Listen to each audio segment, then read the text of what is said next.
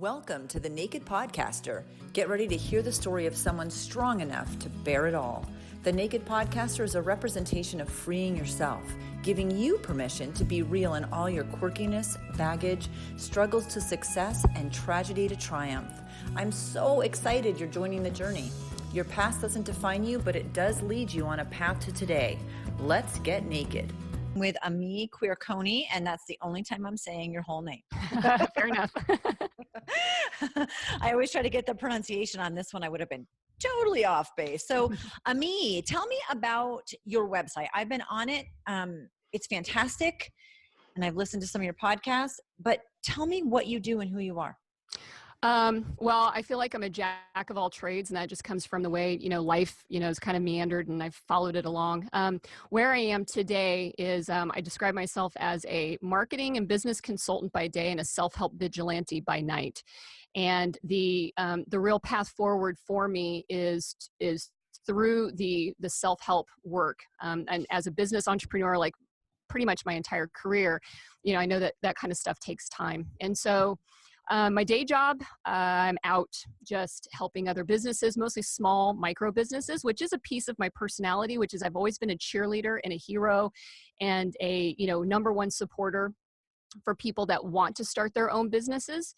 And then in the weekends and other days and evenings and whatever time I can fill in, I have been on a rigorous pursuit of the truth and getting the information out to as many people as possible about what may be ailing us as not only as a society, as our individual humans, but also how that affects our parenting, because I've had a long path forward to coming to terms and understanding, why I ended up being the type of mom that I was. And so the passion that's fueling me, that's kind of the energy driving me today, is one broken mom. And it is the storytelling combined with science, combined with research and truth telling about childhood trauma and the types that we've experienced as adults. And the fact of not resolving that appropriately means that we unintentionally pass it down to our kids. And so that's what I'm really, kind of balancing my time with today. So I have so many questions. First, I totally get the micro business. So my day job is I'm a virtual assistant. So online business management. And I'm attracted, and what is attracted to me are those small businesses, the brand new solopreneurs, and they have no money. No, not at all. So how, is that a money-making venture for you, or is it, because I structured, yeah, I know, right. And that's actually the reason why I decided to, and I say this because one of my biggest clients is a $10 million a year business. So I don't work only with micros, but I really did become connected to, and I call them kitchen table businesses, because their headquarters are in their home, just like you are. And we can see your kitchen behind you. And mine's, just outside this door here. And knowing that they don't have resources available to them, because I was that person where I was just like, man, so I had to seek out so much information and self-teach. And so everything that I learned about business development and marketing and branding and sales and how to do bookkeeping, all that stuff had to be self-taught, because I have an engineering degree. That didn't teach me anything about running a business. And so when I got onto the path of entrepreneurship, I knew that it was a very, self-educating process. But I'm that kind of person, so that's cool for me, but not everybody knows where to find that. And so people get into the point of mimicking everybody else because they can't afford to pay for some, tactical advice. So when I started Activity Girl, which is my consulting business in, January of 2017, my aim was, can I set up a pricing structure that's micro business friendly? And so what I found is that coaching really was the way to be able to do that, because I could sit and meet with somebody once a month, maybe twice a month, depending if their budget could afford it. They could afford, $100 to sit down with me, and I could get them lined up on, here's the, this is what you need to do, here's what you need to work on, and then that accountability piece for them.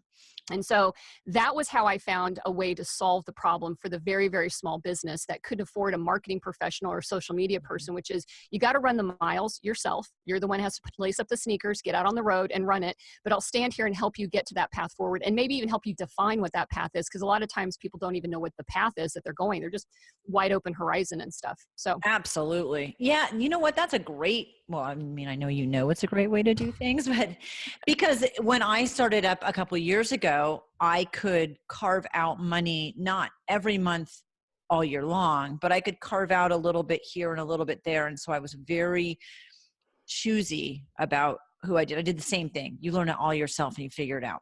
mm-hmm. Exactly. Okay. The other thing is with the self-help thing, I'm hoping from being able to see who you are on your website and stuff that you have some sort of superhero outfit, because I would have to have a self-help superhero outfit. I know Yeah. that's a fun question, but literally you're like, by night. And I'm like, oh, there's got to be a cape involved in this. Right. Yeah. It's more like a dark shroud, but I do have, my daughter teases me about this, and I fully admit this, that I have like a, this quirky, love for Marvel superhero movies and TV shows and whatever. So I just got my Captain Marvel t-shirt the other day. So I'm pretty stoked to be wearing her, but I had been wearing Wonder Woman for a while and never really kind of figured that was actually my cape. So my superhero uniform is typically a graphic t-shirt, blue jeans, and my Chuck Taylors. But I wear that with pride. So, well, I have a lot of tattoos also, and I know that you do. And I think it just kind of there's something about that personality of a kind of a badass female entrepreneur who's battling to help other women be mm-hmm. better. Yeah. We have to have a costume. Yeah. Okay. So I want to go back. Well, I want to make a statement, something that you wrote to me. You said, however, talking about childhood trauma is really actually hard because people don't know how to do it without pissing off their family or making their parents feel bad. Holy cow. I mean, I didn't write a book for years. And then I finally did. And I in the foreword, I just wrote, it's not my intention to hurt anyone's feelings. It's not my intention, but I'm not going to not tell the story because I'm so worried about you. But fear stopped that story. And is that what you're seeing the most of? Yeah. When you're in the realm of mental health and mental wellness, a lot of people, talk about the stigmas of not wanting to admit that you don't feel good, and that maybe you're behaving and you don't understand why, because it's somewhere in your brain and you can't put your finger on it. You don't want anybody to think you're crazy. You don't want to admit that you need to go see a therapist, or you think you could benefit from somebody to do that. And I think we spend a lot of time saying, let's remove the stigma. The real stigma, though, is that when you get down to the root of all of these problems, and I'm not a therapist. I don't claim to be a therapist. I'm a researcher. I'm an educator. I'm a sponge for this knowledge. The fact is that a lot of it can be and will likely be attributed to a certain collection of childhood experiences that we had, and a relationship with parents, and what happened to us growing up under their tutelage. And because it comes down to one basic principle. We aren't born with a fully formed brain. The brain learns through life, and the brain learns from the experiences that it is subjected to. And it takes that information in on a regular basis, and it starts to build the neural pathways that we then use as an adult to govern our choices, our decisions, our actions, and everything. And we talk about, one of my guests that I talked to talks about adolescent brain development. And, and the brain starts down at the very bottom, the most primitive pieces of it, and it works up and forward. And we don't get to the front part of our brain until we're like in our 20s. And so all the things that really drive us are all happening as a child. If kids have some adverse childhood experiences, some toxic stress thrown at them, either death, divorce, abuse, and sometimes even the subtle crap that people don't even think about, which is you got a parent that's not emotionally connected to you. You aren't being fed an emotional stimulus. You're not being regarded. You're not learning empathy. And all of that stuff can affect you really, really, negatively as you grow up and, into the, as an adult. And so when we get to this adult stage and we're like, man, I still have anxiety and depression. I must be sick. It's my fault.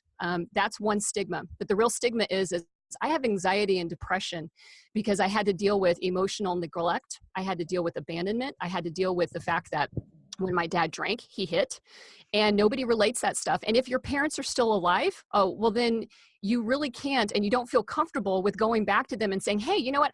I feel a little fucked up. And I think it has to do with how we all live together, because they'll be defensive, especially if your parents are emotionally immature.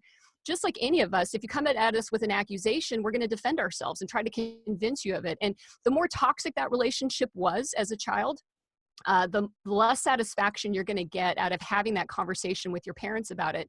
And then there's the guilt factor. In fact, one of the books I'm reading right now is Alice Miller's The Body Never Lies. It's one of the last books she wrote before she passed away in 2010. And that woman does not hold back with making it clear that not talking about our parents and not talking about it in a way that we own and we're honest about the feelings that we have about it is one of the many reasons why we never are able to emotionally move forward. And some of us end up with like physical ailments as a result of it. And so the long, short answer of this is that it's really the fact that we are too afraid to examine something that we don't really understand. You know, we wanted to love our parents. We wanted to believe our parents loved us back in return. But the reality is sometimes we didn't get what we really needed at the end of the day. And that's what we're dealing with today as an adult. And it may be, and it's likely as it was with me, affecting how I'm parenting my own children until you have that awareness. Yeah, that's very powerful. I didn't address my parents ever. I did write the book finally. But I think because I knew my childhood was fucked up and I knew I didn't know how to parent and I knew it could be different, I came at it from, well, let's figure out how to do a better job moving forward. So where well, first of all, you got your engineering degree.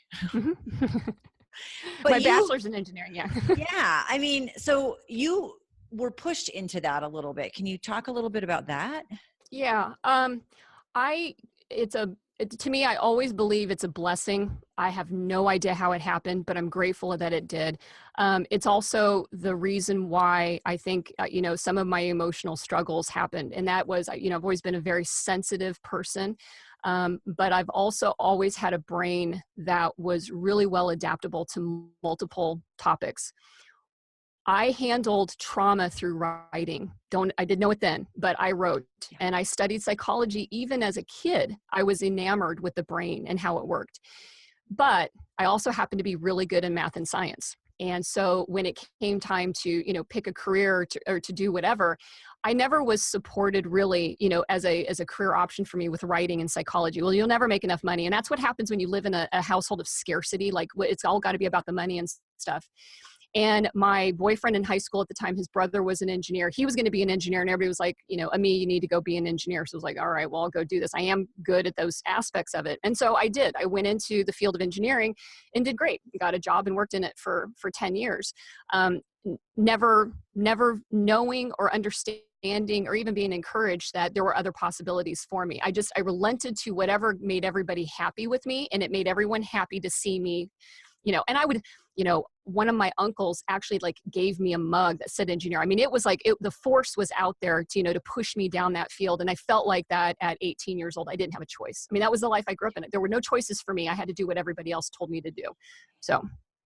Okay. But now I'm trying to go back a little bit. It's okay. You were really good at it and you really liked it. And well, you just said something that reminded me of something else I read either in your email or on your website. About manifesting. Mm-hmm. Because you've got to be big into manifesting. So at that time, you allowed other people to manifest for you. Mm-hmm. Is that more accurate? Yeah. Okay. Yeah. Because, my choices didn't matter. I mean, that's the message. That was the life, which is why when I could move out and get the fuck out, I did, because I knew my choices were valuable, but it was easier sometimes to stop fighting what everybody else wanted. And then also not having the surety that I was able to make good choices for myself because, that was how I was raised. And in the end, an engineering degree wasn't a horrible thing. However, No. It just wasn't. Now, I graduated in 1988. We have to be close to the same age. Yeah. From high school, I graduated. From high school. I graduated in 90. So okay. You and I are just off a couple of years. So what it's hard to remember, or what some people don't understand, is that we didn't have internet then. No. I was in psychology and wanted to do journalism. I think that that was probably a really great thing for women with our kind of emotional or how our brains work, because it was cathartic. I was healing from it, but you don't realize it. And that was exactly what I wanted to do. And I was discouraged because, like, what are you going to do? Land a job at National Geographic? Like, I wanted to join Greenpeace, you know? I mean, it was a different world back then. Had we known then what the internet was going to be and how things would change in the future, I would have never let anyone discourage me from journalism. Yeah. But back then, we were literally typing out and making photocopies and sending our writing in the U.S. Post Office mail. People don't understand that. Right. So, I mean, no, you didn't have choices, but also it was a really different world back then, where that journalism choice didn't make as much sense. I mean, I was a communication psychology major and I just didn't finish it because it just didn't make sense. Right. Yeah. So you did engineering, and then talk to me about getting out. Cause I love this. I think a lot of us, this is another generational thing. A lot of us did this. Yeah. Oh, you mean getting out of Kansas? And it's Kansas. Like there's no place like home. Right. And then, the irony was, moving to Seattle, which is the Emerald City. I mean, I felt like I was living like Dorothy's life all over again. So the jokes are never ending, especially when you name your son Oz. Like, it's like, God. So anyways, and it's not, I always have to tell everybody, it had nothing to do with the Wizard of Oz. It had to do with way too much MTV. That's the honest truth. But I found, an opportunity to, I threw myself into school. Like engineering, great. If it's going to get me out, I'm going to do it. So I threw myself into school. I came of age really getting out of the house and being in that environment in college. The one problem I had, though, was that I was still in a relationship with my high school boyfriend, and it wasn't healthy. It was the first of many unhealthy relationships. His life is totally different now. I haven't talked to him in decades, but at that time we had two people that had their own sets of childhood baggage and trauma inflicting them on each other. And so I know what was going on. I know the circumstances of it, but I had job offers, like a full semester, because also, as you know, back then, and it's still kind of the case, engineering and women, like totally not even a thing. And I was in the field of architectural engineering, which is the construction industry, which is even smaller than some of the other engineering fields. I did put my foot down because everyone pushed me or was trying to push me into industrial engineering because that's where more women were. And I'm like, I don't fucking care if more women are there. I like building tree houses. So I'm going to do this piece of it. So that was my one act of defiance of like, if I'm going to do this, I'm doing it the way I want to do it. And so I got into the field. Instead of taking the job offers, I had one in Chicago, I had one in Dallas. I bought a plane ticket and flew to Seattle on my own.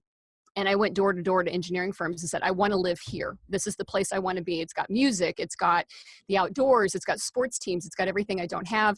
And I found my own job. And so then by the time I graduated, we rushed to get married, got in a truck and drove our asses out here. And I've lived out here in the Northwest now, coming up this summer, like 23 years. Half of my life now has been as a Washingtonian instead of as a Kansan. And, but the first ex-husband became an ex after only 2 years because he wanted to go back. He had still this attachment, and I was like, there's no way I'm going back. I mean, I got out, like, I don't want to go back there. I don't see my future there anymore. It's like, and so that was like the first shedding, of life and stuff, and being able to kind of get out on my own. It's really, really hard because a lot of us at that age, we all have our own baggage of growing up. Even if it's a good upbringing, we still carry some amount of baggage from growing up. It's really hard to be in a relationship that young. I was married at 19, and grow up together with that baggage and have no skills or clue how to have skills to work through it. Yeah. I think sometimes for me, as I reflect back, this is a part of the therapeutic process is revisiting and putting some, truth to experiences. And there's a big piece of me that I think that relationship probably was as impactful to how I would guide and choose future relationships as much as the parental relationship in the home environment, because he and I had met at like 15 years old. Looking back at him and what his experiences were, he was taking control of his life the best that he could, and it was at my expense. We didn't recognize it as then. I just thought he really cared about me. That's why he was so controlling and, just wanted me to be a good person. And so I allowed, some of the emotional things that happened with it and the physical. I was never hit in a relationship, but I sure was grabbed and shook quite a bit in order to, kind of, and when you're going through that also at 15, 16, adolescent brain development, that also has an influence of what you expect all your future relationships to have, those pieces of it and stuff. And so it was a piece of the whole story. So I never look back and go, God, I really wish none of that happened. I'm truly grateful it did, because as we talk about manifestation, eventually I'm coming to a place that I always wanted to be, and I would not be here if I had not had all these experiences to go through. So yes, I definitely want to talk about manifestation. But you worked for 10 years as an engineer. Did you like it? I did. The parts of it that appealed to me that I was actually really good at was the elements of the job that were more emotional intelligence based. And engineering as a field, is a lot of people that feel really good around the science pieces of it, the predictable nature of it. There's formulas to govern what you do, and if you can follow the formulas, then everything turns out fine. And where I really began to prosper was in the relationship parts of it, whether that was marketing or whether that was having a conversation with an architect and being able to tease out what it was that they wanted from a design. Because I came of age in the engineering field during the birth of sustainable design. And that changed the way buildings were being designed, because they had to become more collaborative as a team. We were trying to get away from old formulas, because the old formulas were antiquated and weren't energy efficient. They weren't resource efficient. They were so many ways that were in defiance of what sustainable design was. And none of the engineers, I wouldn't say none of them, but very few engineers felt comfortable in a collaborative, sit down and hash through details. They wanted to be in that structure. And that's where I really started to find my voice in that of like, I work really well in this environment. And so I ended up becoming, in some ways, an interpreter to design teams. Even if I didn't have all the engineering experience as many of my colleagues did, I could sit in the room and I could take and listen to what the architect was saying and recommunicate it back to the engineer on what they needed to do and be that go-between. But because of that, I ended up going to grad school during this moment so that I could get my master's degree in environment and community. I found my place in here in this sustainability world and knew that that was something I wanted to grow. And it was at that point that I found that the engineering background was going to serve me in a totally different way. And so while getting my graduate degree, I ended up leaving in the engineering field, but then I started a manufacturing company. And so the engineering came with me, but in a totally different way that I never imagined would be my future for like the next 10 years of my life.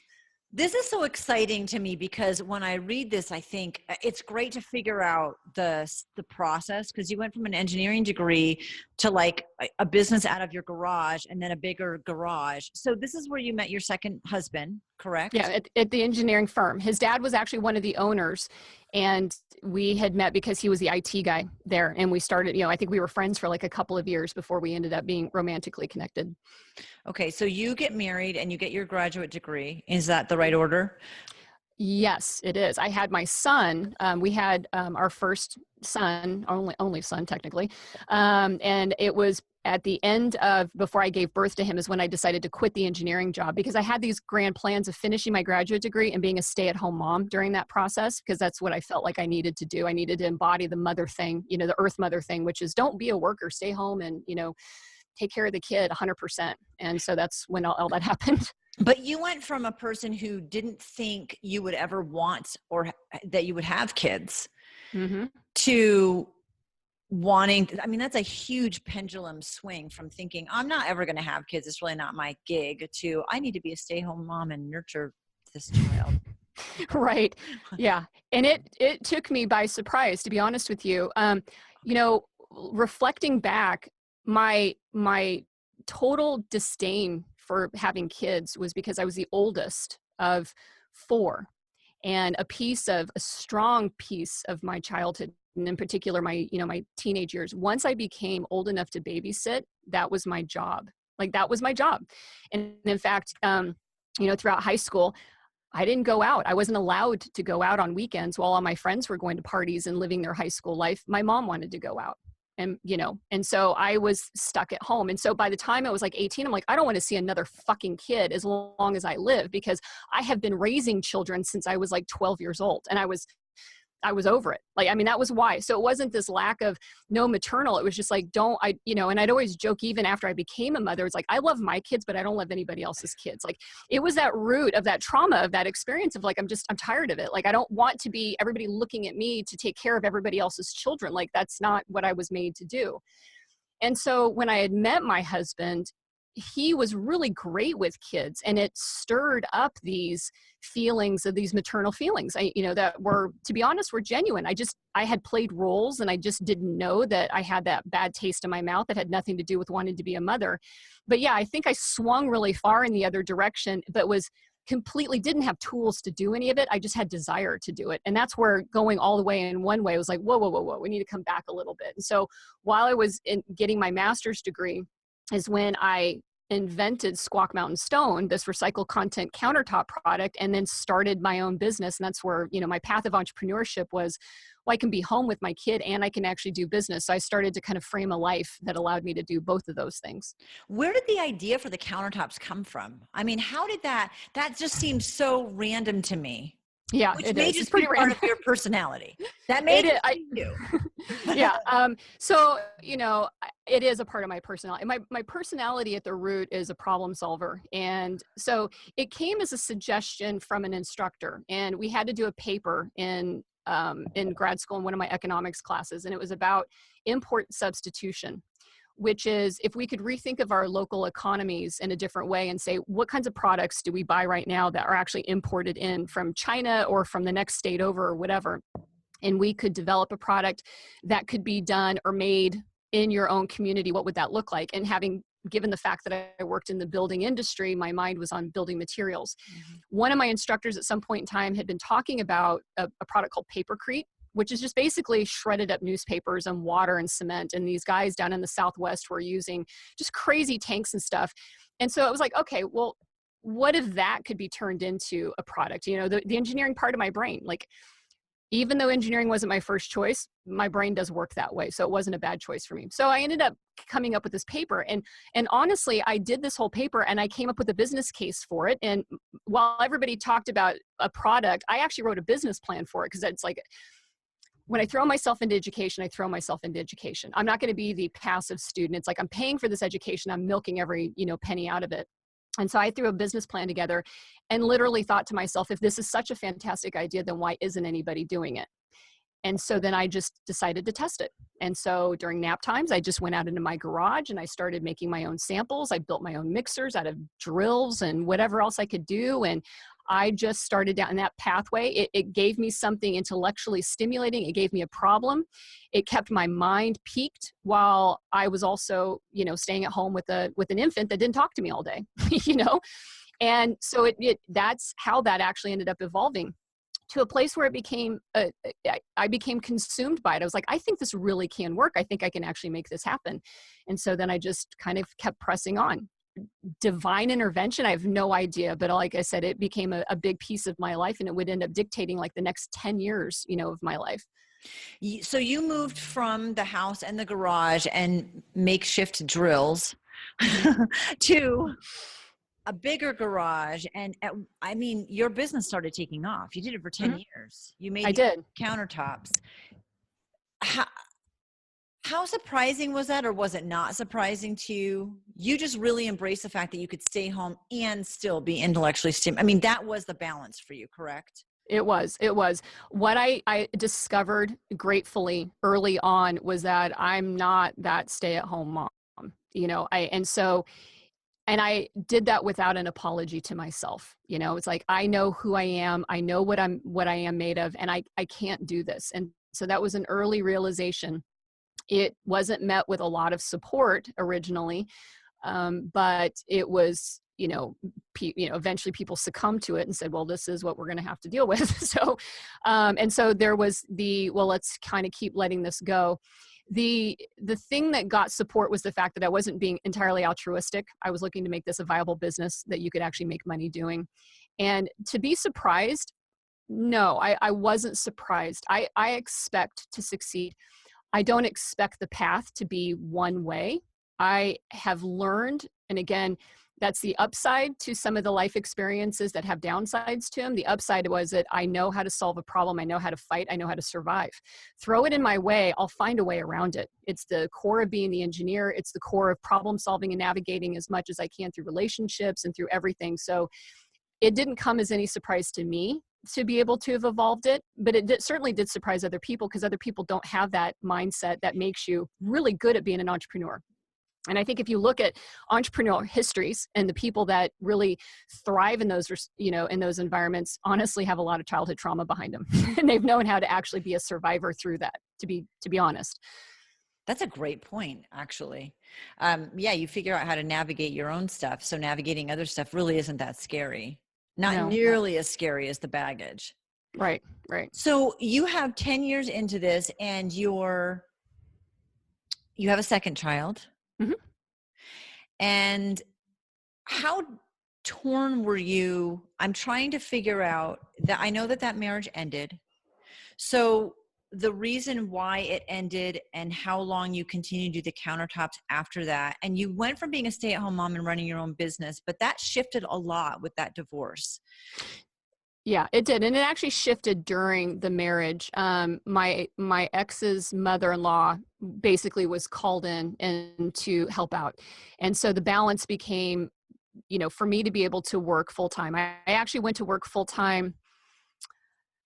It was after my daughter was born, and we ended up I moved my business into a shop in Woodinville, which was, about 20 miles away, but closer to her, so that I could actually take the kids off of there, because the business was growing and I was doing as much of it by myself, because that's the kind of mentality that you also have, is that I can solve all this on my own. I don't need help from anybody. But, eventually it got to a place where I did need help. I had friends that helped me out on weekends. And especially when we moved the shop, I was actually pregnant. So there, in the first few months of the business in the shop, I was, like waddling around with a baby in my stomach. But I did end up, committing to it being full-time-ish. I'd say maybe a day or two at home, 3 or 4 days, with working, full days and stuff like that. But that shift isn't what was the demise of the marriage. The unfortunate thing is that timing really kind of like played against me here in so many ways. And that was the economy. I'm into the business, 7 years, and then all of a sudden there's a recession everywhere. And the industry that was hit the hardest was the building construction industry. And in the process of that all falling apart, my husband, who wasn't entrepreneurial, really did resent the fact that I spent a lot of time working on the business and wasn't making money. It was costing us sometimes money. I had employees that we had that were necessary to do the job. And so when the economy started to fall apart, and, like I said, I had a 6-figure option to sell my company to one of my distributors. And no joke, 30 days later, they were looking at bankruptcy. That's how fast the bottom just bombed. So my husband's like, well, maybe we shut this down. And I've talked with other women entrepreneurs, and they get this feeling. My company that I birthed from, it didn't even exist. The product didn't exist. The business didn't exist. It's like bringing a new life into this world. And it was, we'll just walk away and let it go. I'm like, you just asked me to kill something that I came out of me in every way, shape, or form. And that's when I was like, no, that's not even an option for me. I was angry. I was resentful. And then out of the blue, another business that was failing contacted me to say, hey, maybe there's safety in numbers. Maybe we should team up to kind of ride through this storm together. Can we blend? They were trying to do what I was doing, but they were like 2 to 3 years behind me. And so I made that decision in late 2009 to partner, with somebody else just to survive it, because I was unwilling to let go, of everything that I'd put into it. And that was the beginning of the end, really, for the marriage and the relationship, because that partnership was one of the most toxic situations I found myself in, that unfortunately I was doomed to repeat until, I kind of got my shit together, several years later. I forgot about the recession. I mean, Yeah. I didn't forget It's kind about of a big deal for me then. No, it was a big deal for us too. I mean, it Yeah. was a big deal for pretty much everyone. The timing, I couldn't figure out what the connection was with the end of the business. I knew there was a partnership, but I I completely did not take into account the recession, which makes so much sense. So the business relationship was what was toxic, and that was kind of the undoing of the marriage, or Yeah, it big was. part of it. Oh, totally. The business relationship, and it's funny because at the time and after I got out of that relationship, um, my blame was cast on that person, that this person somehow was the poison, the toxin, and ruined everything for me. And that's where, at some point in time, your improvement in life begins when you start to understand the difference between self-blame and accountability, two totally different things. And at that point in time, it was what I thought was my first exposure to, a narcissistic person. I never felt, or I never thought that I'd ever had been projected upon. He used fear and screaming and yelling as coercion tactics. If I played my role, everything was good. If I asserted myself, then it wasn't. And it broke me. It wore me down emotionally. Now, could I have survived it? Absolutely. If I came home and had somebody there that was like, dude, I've got you, right? I've got you. I understand. I see this. I see what you're going through. But what happened was that I came home to silence. I came home to an obligation that it was my fault. I was an entrepreneur. It was my choice to do all those things. Therefore, I should be responsible for dealing with all of it all on my own. And there was no space for me. There was no safety there. And then on top of that, the kids, and I say this with complete transparency, and I have been attacked by people for being this honest about it, but the kid part of it was starting to draw back out of me that feeling that I had when I was sick of fucking taking care of kids. Because when I came home, there was no release for me. No one to give me that space, that emotional space that I needed to deal with this abuse that I was, taking care of. It was bad during the day for me. I'm not like an overdramatic person. One afternoon, the screaming and yelling directed at me by my partner was so harsh that my phone started getting text messages and phone calls from my employees checking to make sure I was okay. That was our reality in our life. So when you come home and you can't talk about that with somebody and they just don't care about that, and at the same time, you've got two kids that don't understand, that need you, I broke. And that was it. So we probably could have made it as a husband and wife, but he wasn't listening. And it's not his fault. It's like, I'm, not making I'm not casting blame at him either. At the end of the day, it was me. Like, I was always a broken person inside of it. Just, I put myself in these situations and was attracted to them to some really twisted, screwed up reasons. I don't even think it's twisted and screwed up. I just think that you do it inadvertently without realizing that you're repeating a pattern that you don't even understand. And unless you're really introspective or admit that you need therapy or whatever it is, It's different for everybody, depression, anxiety, whatever it is, or somebody points them out in a way that you can listen.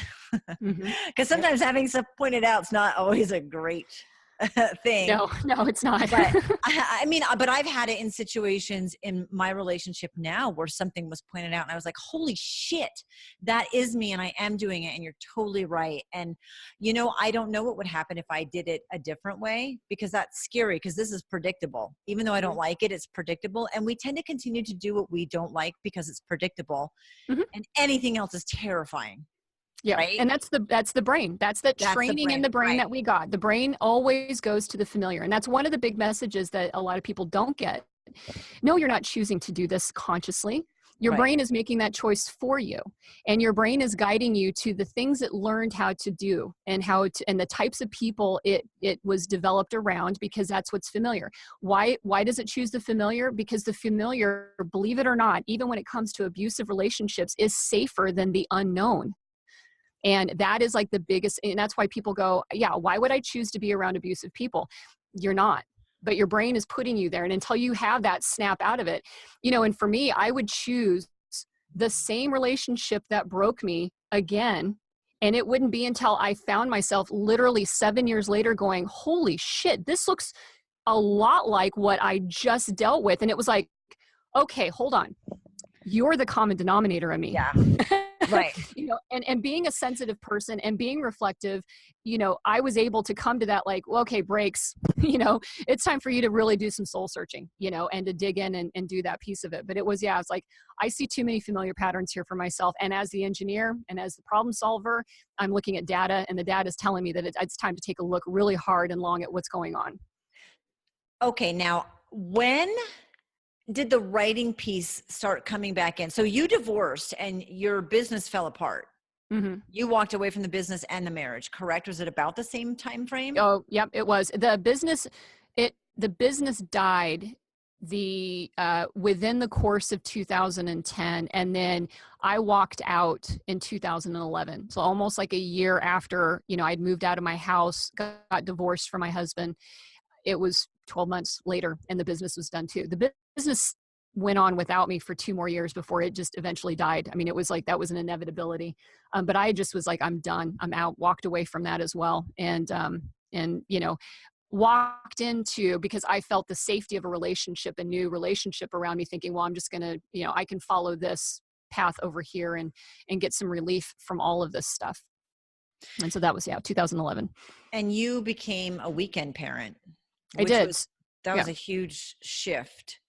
And well, the weekend parent, to be honest with you, when I divorced my husband, that's when it was. We sat down and had a conversation, and he could see that I needed the break. And he's like, I'll take the kids. I'll be the custodial parent. And we came up with this this relationship where it was like I had them every other weekend, but he, was the primary caregiver for them since, 2010. Going from a stay-at-home mom, running your own business, to that is another big shift. So you felt relieved by that at this point, though? I did. I mean, I just, and I know this is so hard for people to get, and because they can't possibly see how a mom could do this.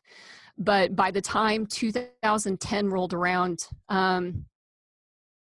I just had to be out. And, a lot of the ways that I was coping just wasn't healthy for them.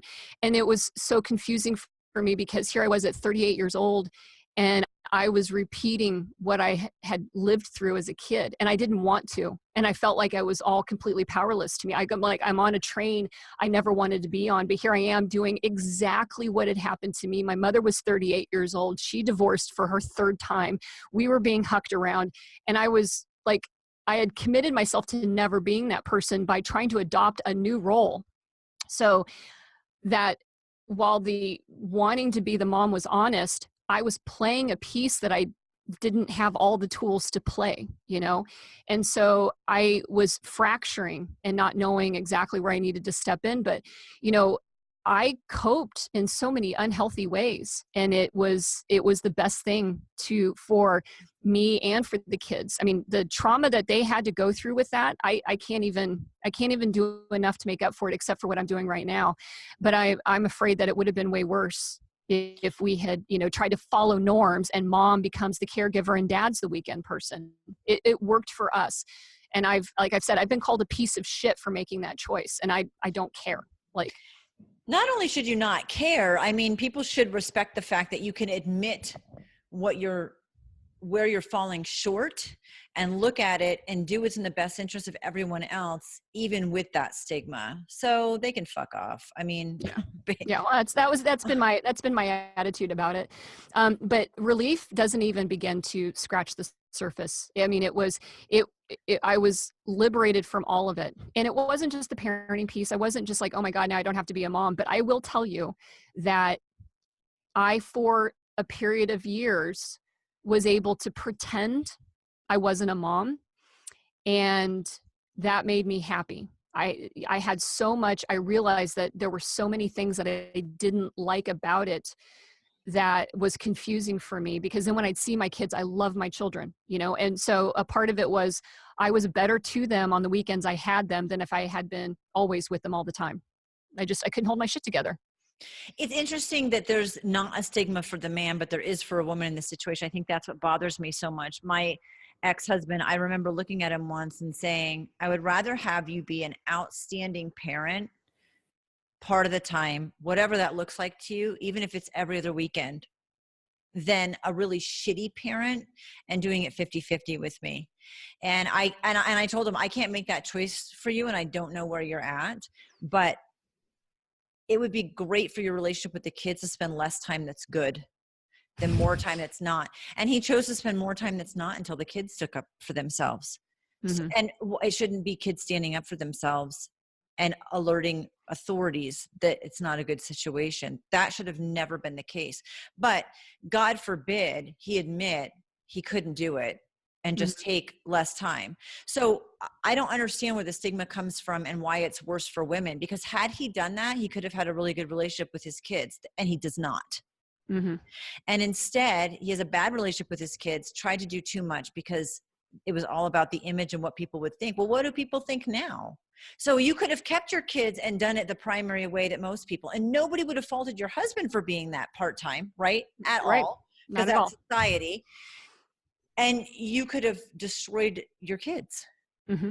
Absolutely. And myself in the process. Right. The thing that a lot of people don't know, most people don't know, is that I was so torn up before I left that I would medicate myself, and it wasn't just alcohol. I mean, it was easy to get Percocet. And that's not something that many people know, that towards the end of it, I'd put the kids to bed. I'd be left at home alone to take care of them, which was a terrible theme of my life, because my husband would want to go do things with his friends. And I had the obligation to sit home and do nothing except to watch for them. And I had described it as my life became one of those things that as I walked in the door, I felt like everyone was throwing tennis balls at me. Like it was an unrelenting barrage of everyone else's things except my own. And, a couple of nights I'd sit there after I got the kids to bed, home by myself, pop a Percocet and just numb out everything. And it was like, that's when it was like, this is it. I've got to go. Like, I can't do this. I can't do this to myself. And I certainly can't do these to the kids around me. And that, I deserve more than this and better than this. And they all do. And thank God that you were willing to admit it. So you walked away from everything, started a new relationship, did the part-time parenting. And then, so where did the writing come in? And then also I want to tie in, then you became the full-time parent again. Yeah. And it didn't go well, and then it did. Right. So I ended up choosing another shitty relationship. And, I've gotten over the guilt of, wanting to be kind and saying, well, it's whatever. I know I'm owning the honesty of what it was. I found another emotionally unavailable person that I, had gone through boot camp and already knew how to deal. My brain was attracted to it. My brain was also attracted to all the intensity. And one of the things that I would learn later, but I didn't have the language for it at the time, was that I had grown up confusing intensity for intimacy. And so the most exciting person came into my life, and I just followed it all the way through, and was in that for 6, almost 7 years, until I started to, and I think this was 2016, the kids were doing great on those weekends that they came with me. We were finding a really good balance. And at the same time, their dad was struggling. He was struggling with them as teenagers, independent thinkers, asserting. And at some point in time, their relationship, in their household became toxic. And I thought to myself, I'm different now. I wasn't fixed at this point, but there was a piece of me that was evolving that said, I really do want my kids again. But I also recognized what I was in. I was in a situation with another person who I suspected didn't have capacity to be a parent. And I knew that the struggle sometimes some of us go through is We are governed by the emotions sitting in the back of the brain that are driving these unconscious decisions.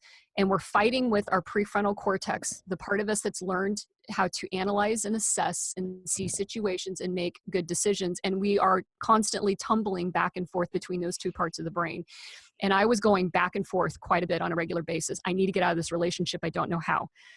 And I don't know how is the unconscious drive of you don't want to, don't abandon this. You don't give up on this. You can fix it. You can do this. You can survive this with this can't be fixed. I've got to go. And when you bring in the fact of now I've got these kids, I miss them. They're living this piece of the life. They were getting into the part of the life that I felt the most need in my own life. And I wanted to be there for them in that phase of their life, not knowing that was really what was really kind of driving me. And sure enough, by about early 2017, their dad, their relationship was blowing up. The kids, my daughter was dealing with depression. She started cutting. We were concerned she was actually going to kill herself. My son completely checked out. He went from being a great student to just not following through on anything. Those are, signs of his, non-compliance was just being, was making it worse. And their dad said, I can't do this anymore. And he's like, if you can't take them and me, then, I'll see if my parents can. And I was like, there's no fucking way I'm abandoning my children twice. Because at this point in time, it wasn't about me. It was knowing that I can't do those to those kids. Those kids cannot have both of their parents abandon them. And so I said yes. And then I was ready for the consequences. And so in May, at the end of their school year, they moved in. I didn't really tell my partner at the time that it was forever. And then we started talking about it, and I had hoped that he'd say yes, but I was also prepared for him to say no, and that was going to be 100% okay with me if he said no. And by July, it was, no, I don't want this. And it was like, well, I'm not saying no to them. And that was the beginning of the end of our relationship. The kids were the safety valve that I needed. And I made the choice completely to take them in 100% with no fear for myself. But I still didn't know the broken pieces of me, because once I had them, I was still dealing with, I don't have enough space. Where's my space? Oh my God, I don't have my room to deflate from the constant need that they had. And these were kids that needed things. They had just been kicked out of their home. They, had to deal with that. They had to change schools, get new friends at a very important time in their life. And those kids needed a stable adult around them. And I was doing my damn best to be that stable adult. And then I just didn't have my own relief valve to be able to let all of that, holding your shit together, And it was, 5 or 6 months of really struggling, still going, I don't get why this still feels weird. Why, and there was a moment in December, which is really when all the lights in the theater started to go on and I could see the stage I was on. I was at a Christmas or a dinner with the kids at Denny's, and my daughter leaned in an affectionate way and put her head on my shoulder. And it made me bristle, and it made me feel like that it was an invasion to me, and I didn't know what to do with it. And I knew at that moment that that's fucked up, and I need to figure that out, because I don't want that feeling, because I don't want her to feel like I don't love her. And so it was around that time that I was like, I really need to get this sorted out, because I can't do this for myself. And I certainly can't do this for her. I can't abandon her again if I don't get this figured out. And that was December of 2017. And that was when there was a complete watershed moment, and my life changed just dramatically from that point forward.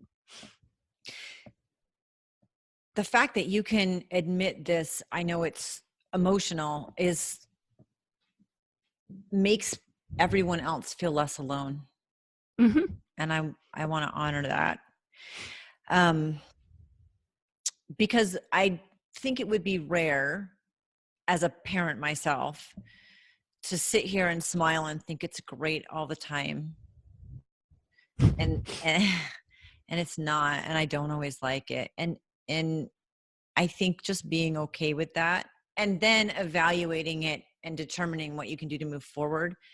And I really appreciate that from you. So in the last year, there was a point also when you went back to your parents' house and you were reading your own books. You were reading self-help books. You were really, really diligently trying to get your shit together.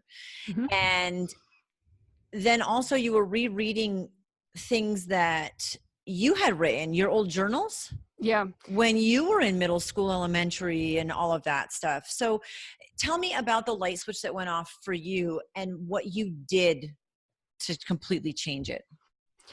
I was still pursuing, from say September 2017 until December, I was pursuing this understanding of why I was finding myself in narcissistic codependent relationships. I hadn't gotten to a place of understanding that this wasn't something that just happened to me. What I believed was that I was a magnet, that there was some posturing that I was putting off that was attracting all these terrible people to me. And I needed to understand what that was. I was like most people in that my past and my painful childhood memories and experiences had nothing to do with what I did today and had no bearing on my decisions and my unconscious choices. And I was arrogantly like, you got to leave that shit behind you. Like, just don't even worry about it. Don't even think about it.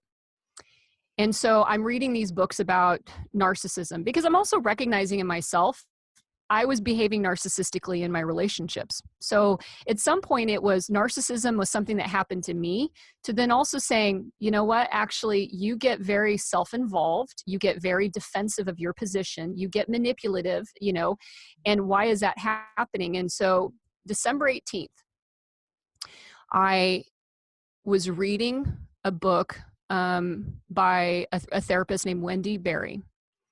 And I was like 3 or 4 chapters into it and had to do with narcissism. And there were literally 2 words, childlike and powerless. And in the most amazing way possible, I don't know, aneurysm, stroke, I'm not sure what it was, but there was a flash, like an instantaneous popping into my brain, the memory, an experience that happened to me when I was 6 years old. And it came to me because when I read childlike and powerless, I knew from that moment forward that was the beginning of everything. And that memory became the foundation of everything that happened. I mean, it was almost like once you see that piece of it, all the puzzle pieces and the locks all fell into place. And I closed the book, I put it down, I paced the house, and I cried and I cried and I cried because I finally understood. I never respected childhood trauma. I never understood it. I never equated it. I never got it. And here I was, finally, the answer was like, Amee, finally you're there. Nothing's going to be the same. And what happened was, I am dramatic. I got on Facebook and I just said, here's the day. This is the day my life changed. And I left it at that. And then I didn't touch social media for 3 days. My kids were out of town with their dad. And I actually didn't have to travel. I had a case of all my journals. And I knew that because I had that awareness, I needed to go revisit myself. And I needed to really put all those pieces together. And I sat down and it took me 3 days to read 4 years worth of journals. And when I got into like 12 years old, I journaled every single day. And so I had a detailed playbook of what happened to me between pretty much the age of 11 to 15 years old. And I saw a girl that was lost and misunderstood. I saw and got to reread my exchanges with my parents, my mother, my classmates. I got to see into the brain of this very, very lonely young woman who kept saying, someday people will see me. I had became determined to be famous because that was how I figured someone would finally pay attention. And it was disarming. And it was coming out of that I knew really then and there that everything I did today as a parent was affecting my kids right now. And I took a twofold path. One was fix Amee so that Amee can be happy and finally get the success that she really wants. Success in terms of just feeling like not failing and repeating and recycling old, shit behaviors, but at the exact same time getting her shit together in a way she's never done before so that our kids never have to be sitting down at 46 years old and rehashing what fucked them up and why they're still not where they're at. And that was probably the fiercest act of motherhood I have ever taken, which was to go, you're getting your ass in therapy. That's how you're going to do this. You're going to do this with somebody who's going to guide you through it, because it's going to get really fucking hard here for a bit as you dig in and you change. And so in January, I started. After the holidays were over, it was like I went in and I was seeing the therapist once a week. I still see her like every other week. But I was finally committed to doing this in a way because I finally had language. I understood all of it. And that's when all the, like I said, literally all the pieces started to come together for me. And when you get to that place, you're just like, life will never be the same again. And thank God for that. Thank God for that. No kidding. How did you rectify the relationships with the two kids? Because in this process, they've been back and forth and they're struggling with their own stuff. You want to remove the 46-year-old having to deal with their childhood shit.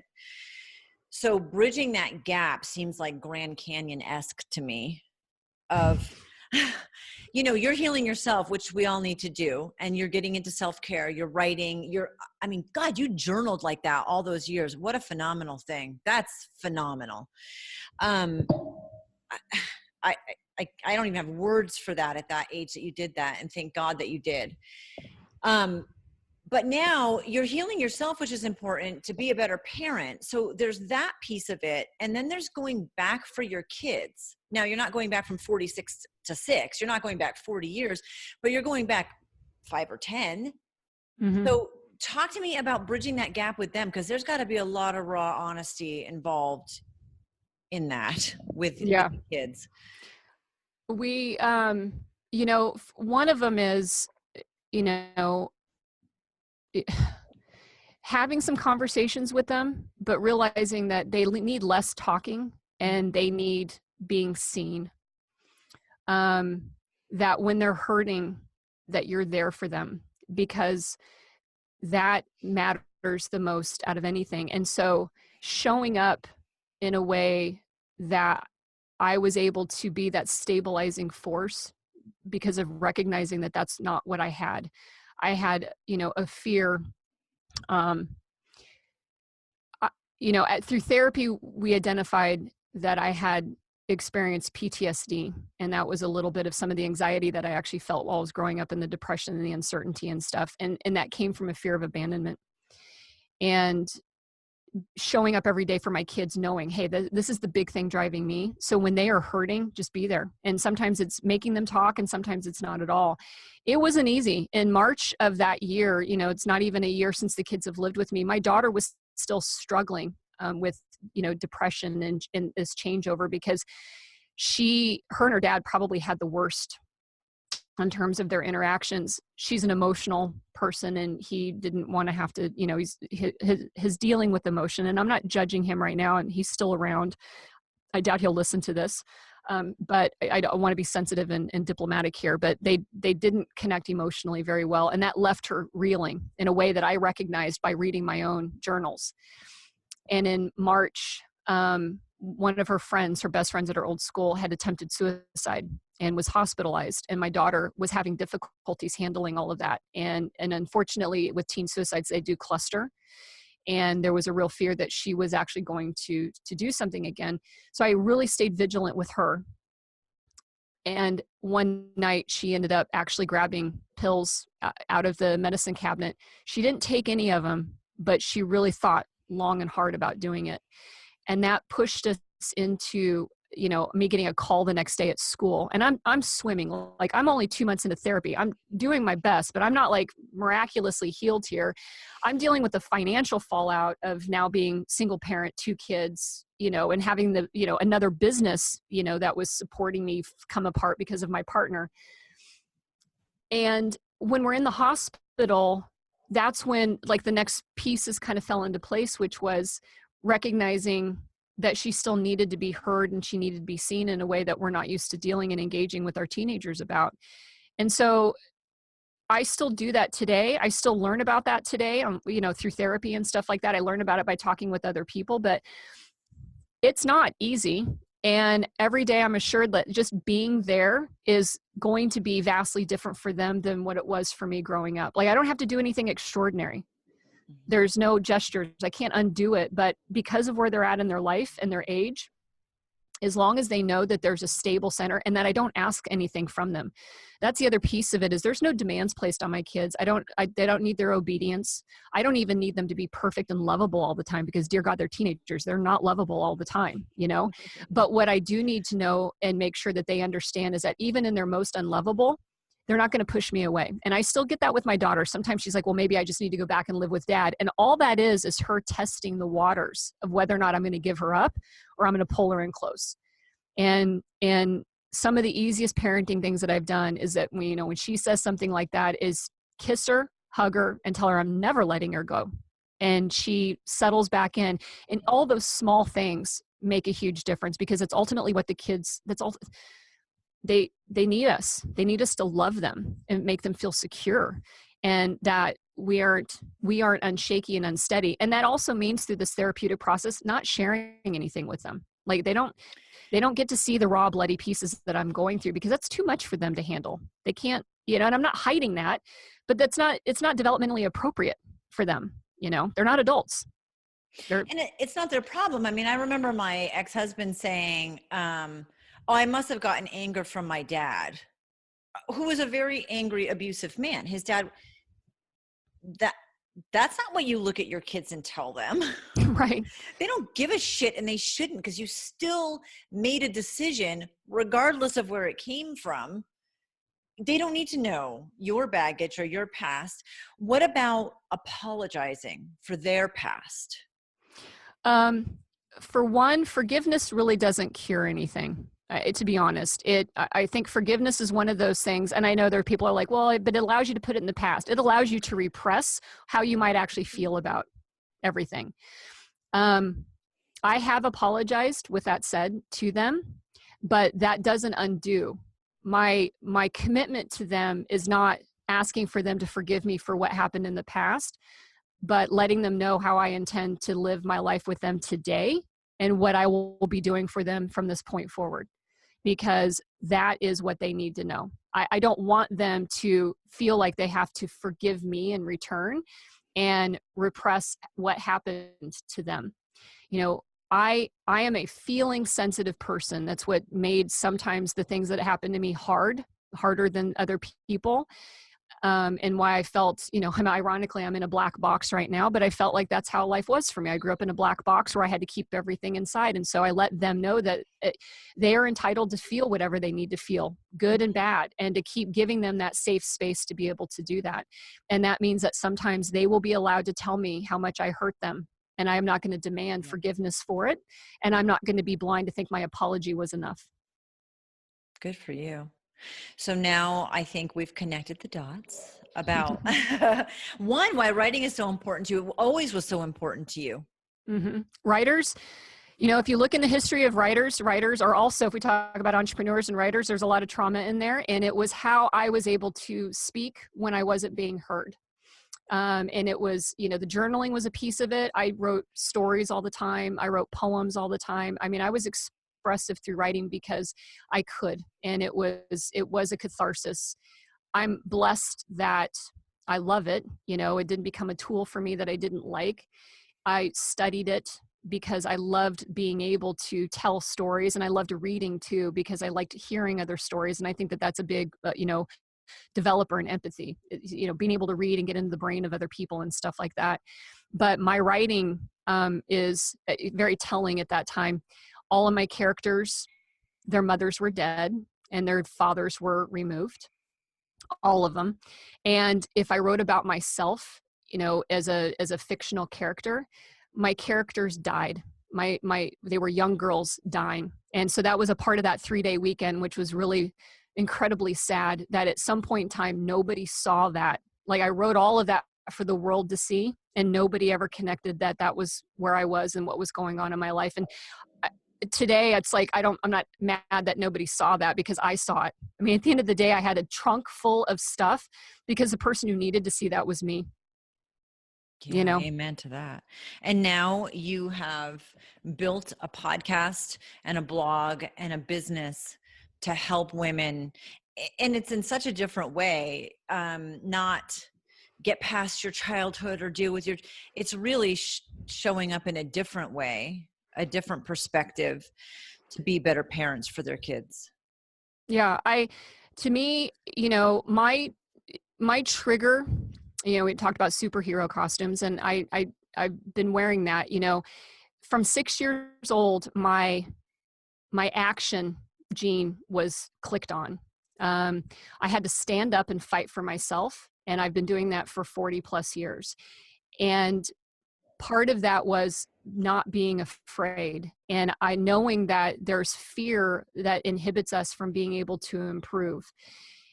And so my mission was, I know that not all of this information is digestible to people. A lot of the reading that I did is research. And as a psychology student yourself, and as somebody in the field here, like, a lot of it's written in a way that it's incomprehensible, or it doesn't connect dots. There's no relationship to it, to, life. And I figured that if I wanted to know this information, other people would want to know it too. And, presumably. So my mission has been I'll do the work, I'll read through the books, I'll digest the white papers for you, I'll bring in the experts, but I'm going to be that interpreter again, like I was back in the day when I was interpreting the engineers and the architects communicating to each other.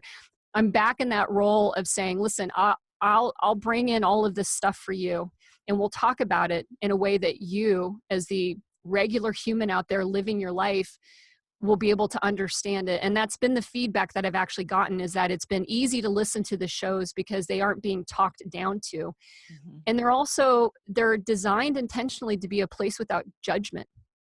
I want to be able to show that we can talk about trauma and not do it in a way that we're pointing fingers and getting pissed off at, parents or whatever, because I could sit my mom in this room and interview her, and she could tell me about her trauma. And then she could sit down with my grandparents and find out about their trauma. I do know that it's something that's passed on, and we all are doing the best that we can with what we were given and shown. And that's not the point. The point is not to make excuses for that. The point is to recognize that in a safe way and to change that, to say we have to talk about it. It's going to be unflattering. It's going to be uncomfortable. And podcasting in a way is having a private conversation, and you can listen to it, and you don't have to tell anybody you're listening to my show. You can deal with this on your own if you're too embarrassed or afraid to be able to bring it up and make it a public discussion.